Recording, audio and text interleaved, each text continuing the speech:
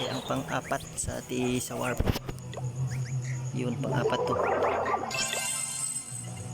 Okay rin naman yung luto. So dagdagan lang natin yung wits at saka yung poison.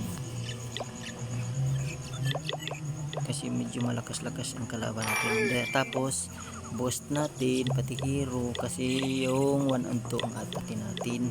So pwede na yan guys. Then visit natin yung number 3 kasi pang-apat pa naman tayo. Tas tingnan natin yung XP niya, yung XP level. Ito guys, tingnan natin yung XP level. Dito ako nakabase guys pag malakas na yung kalaban, base layout niya kasi marami na siyang XP level, malakas na ang XP level niya. Dito mo malalaman. 162 guys, medyo malakas-lakas na rin pero kaya yan guys, tiwala lang sa akin. So dito guys, so dapat sa Inferno ang papasokin natin. So dito tayo papasok guys. Dyan. Sige guys. Okay na yan guys. Kunin natin yung warden. Tas try. Kunin natin yung warden. Back up. Kabila. Back up. I-shoot natin itong isang archer guys.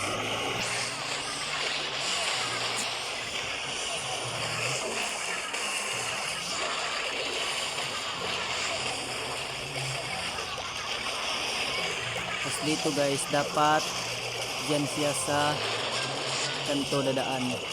Pwede na yan guys.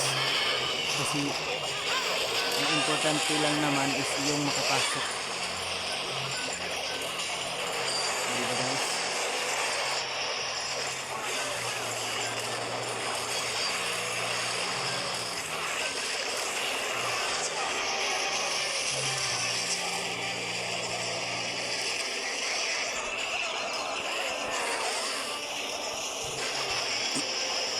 Ganun lang kadali guys.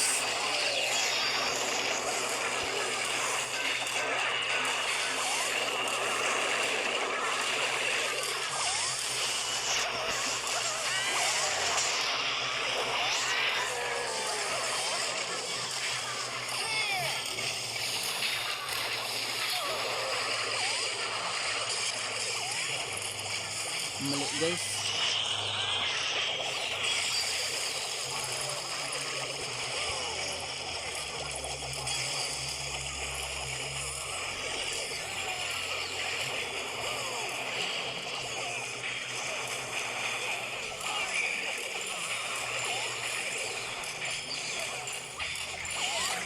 Where's my queen?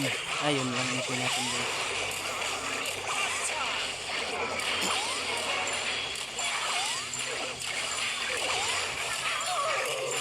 Ba guys? So basag din guys. Wala tayong sinasantos. Basta with attack talaga guys, napakasakit. Sabay abilities. Diba wala na? Hindi ba yun? Ganun lang kadali guys.